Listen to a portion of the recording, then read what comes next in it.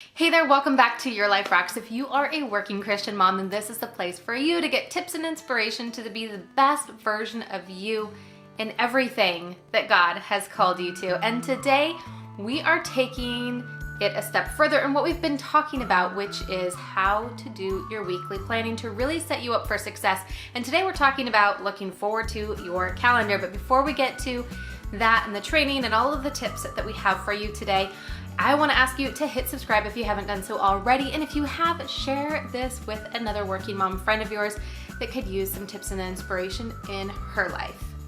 Now, this is the third video in this installment all about helping you rock your weekly planning. If you missed the first two videos, that's totally okay. You can still watch this video and get a ton out of it, but I would encourage you to go back and watch the other two. We will link to them right up there and down in the description so that you can go back and watch them and take that training as well. Now, everything that we're going through you can find inside of the Your Life Rocks app. Go to your app store. You can find the links to them down below for both Android phones and for Apple phones so that you can get the app right in your hands. It's a free app. That's a free course inside the app with some tools, which we're going to be covering off today. Now, the whole point in doing your weekly prep, doing your weekly success planning is to set you up for success by being proactive and intentional about everything that you need to do to set yourself up for success for the week.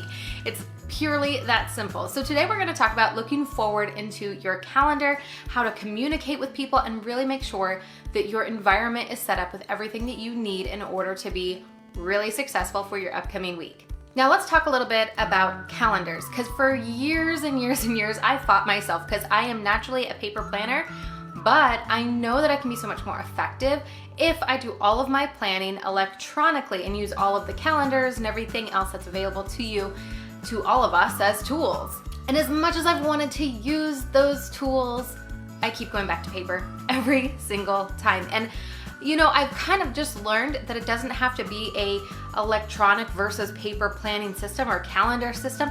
It really can be a paper and electronic system. So when we talk through kind of the planning process today, we are going to be using both because I think it's important that we use both. I think it's most effective to use both, and it really helps us with our brains to use both and really use them to the biggest advantage possible, because at the end of the day, doesn't matter what you're using, it matters that it works, right?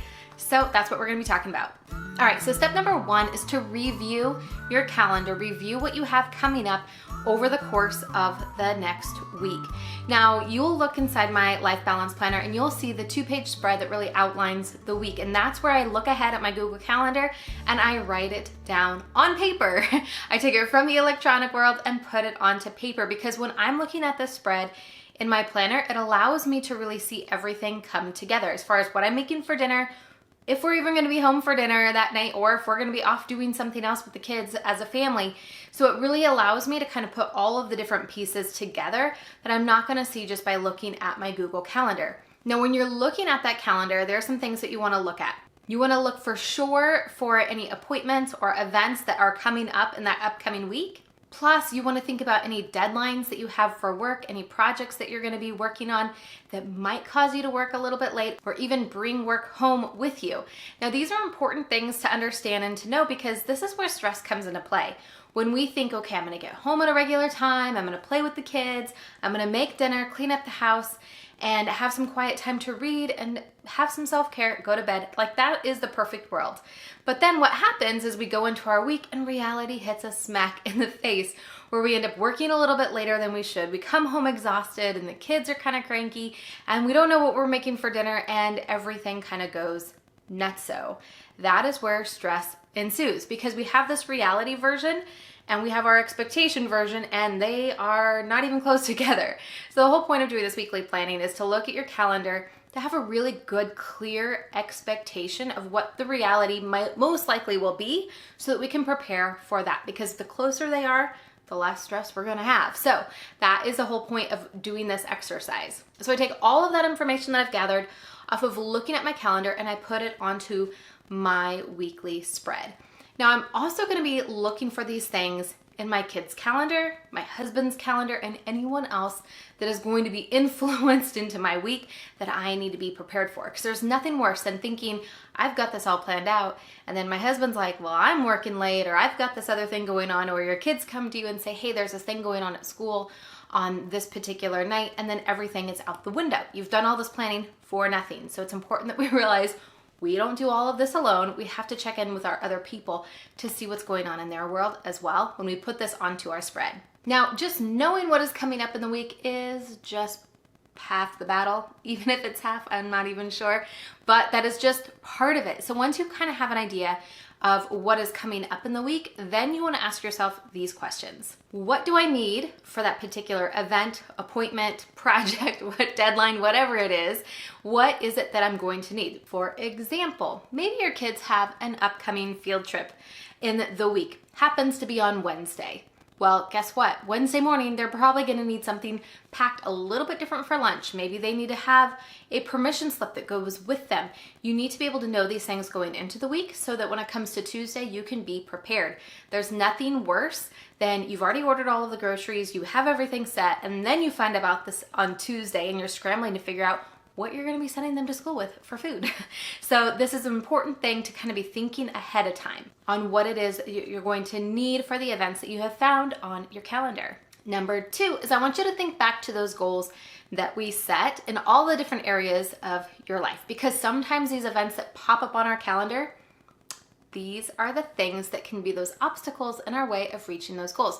So this is a great time to kind of reflect back to those goals and think about any obstacles that could come up in your week. And remember, solutions. We want to come up with the solutions to those obstacles so that we can be proactive and intentional about ensuring our success.